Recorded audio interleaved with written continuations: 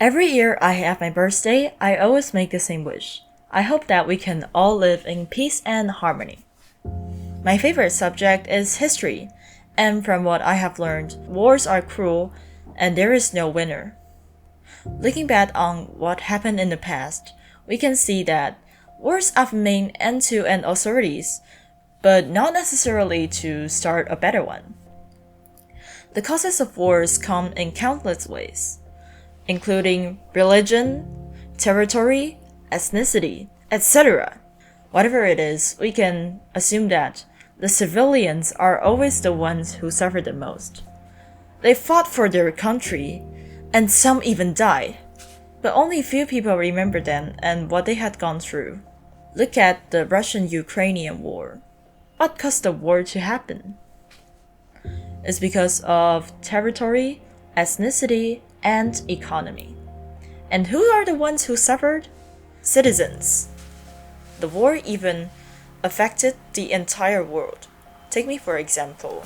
I took a trip to Germany on the 18th of January, and the flight was longer than usual. Because of the ongoing war, the planes had to go a long way to avoid it. There is also an electricity and water shortage in Europe. I spent a night in our German friend Marie's house, and she told me a lot about how their lives had changed. In conclusion, the war has affected the world in countless ways. I think starting a war is the worst way of solving disputes.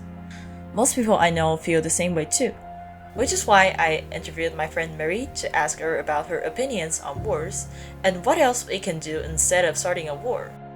What do you think is the meaning of war, like all the wars? It's for me very clear. It is certain groups in each country, mostly around their dictator, they want to holding and staying with their force.